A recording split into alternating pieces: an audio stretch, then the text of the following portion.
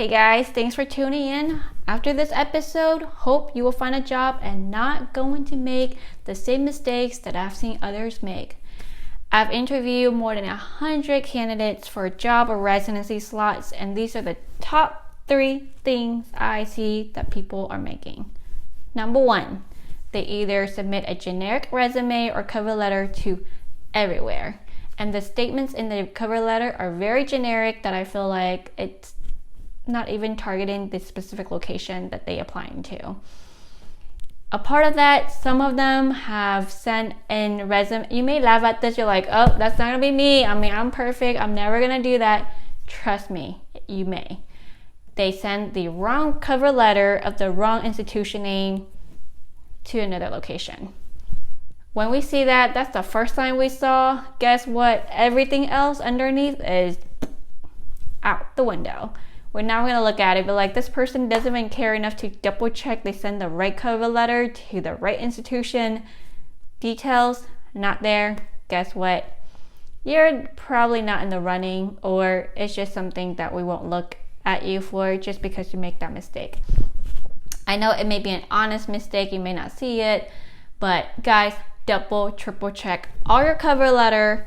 In addition, your resume should be as specific as possible, and you want to look at the job descriptions or the position descriptions and try to put in words that are mimicking what the job description are looking for. Oftentimes we all have jobs and capabilities and skill sets to give us that leverage. You just have to go back and rework your resume. If you don't want to go back and rework your resume, that's fine. On the top of your resume, you can create what we call highlights. So, BCPS, pharmacist, deliver, just kind of listing out your highlights. So for me, I'll put one out there is, I'm a pharmacy manager with experience of a PGY1, PGY2 pharmacy administration residency. I am a BCPS certified clinician. I help to train over 30 plus pharmacy students and resident in transitions of care. Just whatever it is that they are looking for in terms of applying. If they're looking for a managerial administration, geared towards experience towards that. If you're looking more for a clinician based, take a look and put the highlights mimicking what the position description, because guess what, if you watch my other video on how to get through the gatekeeper, aka the human resource specialist, they are the first one to screen your resume. And if you don't have these different, what I call keywords, it will not pass. Or if it does pass, they may, it may not come forward as a very specialized resume. So just really customize your resume. If you don't have time for that, which you should because you're applying for a job, so you want to make sure you put your best self, make sure you include the key highlights. So that's the number 1 mistake that I see folks are doing when applying for a job. So just really pay attention to where you're sending. Go onto the website, make sure you provide a cover letter specific information to the institution. Reach out to talk to 1 or 2 individuals just so you have more specific insights about what the programs offer, what this job offers, just so you can be more specific. Okay, that's the bottom line. Be more specific and be more customized and personalize it to the institution. Number 2, individuals are not contacting the hiring persons directly. So in my other video, I show you how to contact the hiring managers and directors. So make sure you find ways to contact the hiring managers, directors, or people that know about the position to understand what are they looking for, because once you know what they're looking for, it'll be easy for you to, again, fine-tune your resume, fine-tune your cover letter, and even prepare for an interview.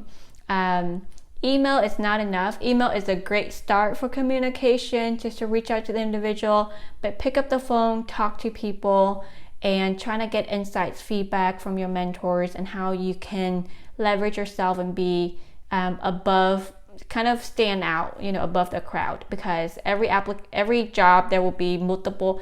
Always assume there are multiple people out there getting that job. So how are you going to stand out among the others? And the third mistake that I'm seeing is that people are not closing the loop, thanking individuals. It's so important, guys, because again, you're not the only person. There are probably 10, 20, who knows how many people are out to get this job post. So it's important that after the interview, you reloop and send a thank you letter. You can do the initial within the first week, just send an email, or even like a day or 2 days after, just send an email thanking them for their time. So during the interview, just make sure you get their their business card. Don't get their credit cards.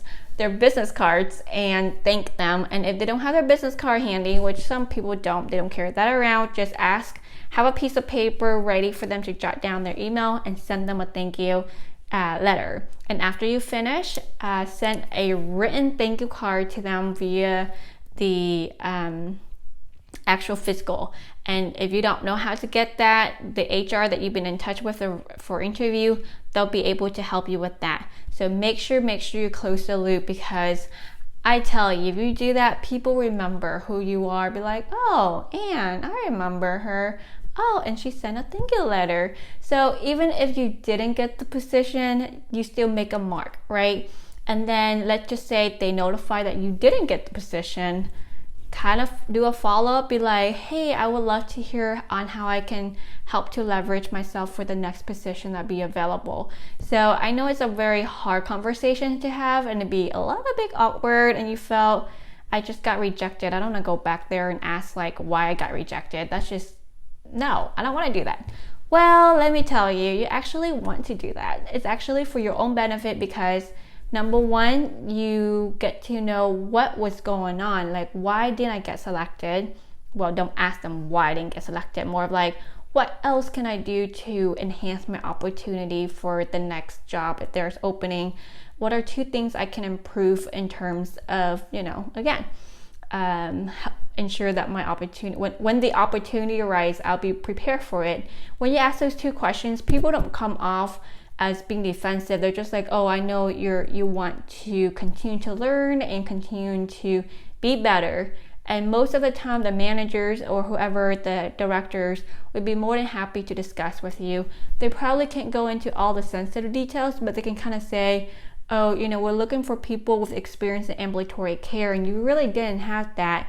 And so if that's what you're interested in, trying to get experience in that.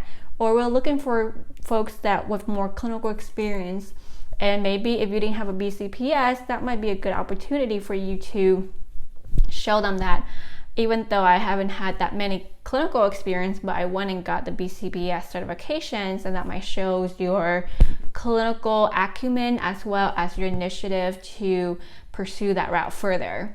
So again, I know it's awkward. It's like, I got rejected. I really don't want to go back. And most of us, I understand, right? But it's for the benefit of you to go ahead and get that one-on-one conversation. All right, guys, that's a wrap up for the 3 mistakes. Number 1, do not send a generic cover letter and generic resume. Make sure you put the highlights on your resume and put specific information about the location. And please do not send to the wrong location or put the wrong hospital name or location name. 2, make sure you are reaching out to the hiring managers and directors directly before you even get on for an interview, or even submitting after you finish your application, submit it, so they can kind of take a look at your resume and kind of go from there. And they can probably reach out to HR and kind of send your application forward among the others. 3rd, close the loop, thank them. And then if you didn't get the position, ask for a feedback sessions with the hiring managers or directors. Again, I hope that is helpful to you. For those, I want to feel your love. Give me your comments. It's like my oxygen.